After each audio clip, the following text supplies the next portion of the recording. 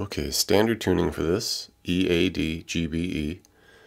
And we can start with this initial kind of bass riff, all right? Kind of carries throughout most of the song here. And you can just do like a real nice big power chord. And, you know, I like to put some gain on this and plenty of reverb, a little bit of delay there, you know, just kind of like get a really big sound in here.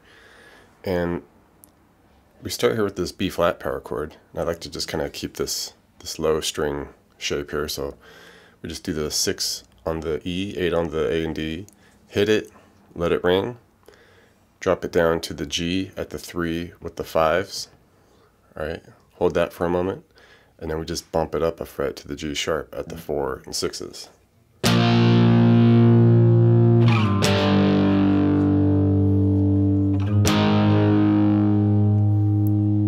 Alright, pretty cool.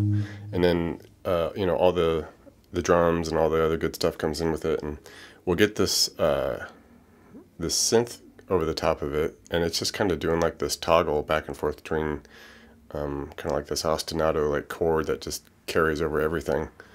And basically what we want to do is get kind of like this part of this, you know, B flat major shape here, just kind of worrying about like the D, G, and B string here. We want initially start with like the 8D, then we want this 8G, have the 7 ready to go behind it though on the G, and then we want the 6 on the B. Okay, so initially we got this, it's kind of like this sus4 of that B flat, and basically we're just going to go between like that sus4 to the major, so we're just lifting the pinky off to get that 7 on the G behind it. Alright, we're just going back and forth.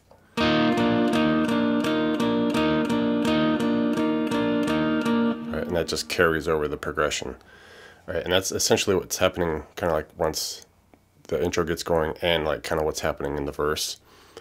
And eventually we get to the, I guess you'd say, the chorus section here, and we still have our usual progression, you know, the B flat, G to G sharp, but we get this other synth that comes in and really kind of emphasizes you know, parts of those chords, you know. And initially we just really want to like attack those notes with this other synth line. So we start here with the B flat, and I kind of like to get this other voicing of the B flat with the, you know, kind of like the G string in there. It gives it a little more like a sharper attack, you know. So we do the 1A, 3 on the G. Alright, then we slide up to this D note octave, so just 5A with the 7 on the G. Right, and that's kind of like the 5th of the G that's happening with the rhythm. And then we just bump it up a fret to the D sharp here, or E flat, the 6A, 8 on the G, and that's kind of the same deal, like emphasizing the 5th that's happening there. Alright, and you can like give it a little hit at the end of it just to slide back to the 1 and 3. Alright, and other than that, there's kind of a little more of a faint like lead synth thing happening there. And it's just doing something like this, playing with this scale where, you know, it could be like B string, we go 4, hold it like a counter, so 3, then go 3G, 5D.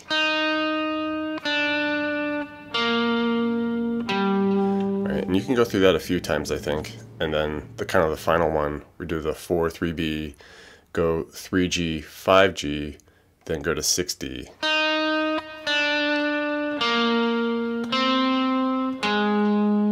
Hangs it on something nice there to get back into like the next section. Other than that, we have the bridge, and it's kind of a string of chords here. Mostly we're just kind of worrying about like the octave, like just octave, the root note that's happening here. But overall it'd be switching to like an E flat. So we just really want like the 6 on the A and the 8G. And with this, it's kind of like we're just strumming like right on beat with it. And we give this one about 5 strums, drop it down to the B flat at the 1 and 3 on the A and G, just a couple hits, and then we want part of a C minor now, which would just bump up 2 frets, 3A, 5G, and with this we want, let's see, 1, 2, 3, about 6 hits I'd say, and then just back down to that B flat for a couple at the 1 and 3. Alright, and you go through that one you know, a couple times, And then we take it higher now. We want an F, so we go the 8A, 10G, give this about 5 strums. Zoom it up to part of this G minor. So we got the 10A, 12G, just a couple here. Drop down to the 6 and 8 for the E flat for about 6. Back up to the F at the 8 and 10 for a couple. Drop down to part of a D minor now at the 5, A, 7 on the G. And with this one, strum this out about, 6, 7 times. Alright, and then just finish at part of the G minor, low now, at the 3, E, 5 on the D. And just give that, half a dozen strums or so. Alright, and at the very end, we get kind of a new little synth thing. And it's just playing with these notes here, kind of a higher thing. And you could be on the E string, just kind of bounce between like the 6B, 6E. Alright, and this gets real kind of loose here, and you can just kind of play around with a lot of these notes really. So you could do something like that, and then you could do like 6B, 8E, 6E.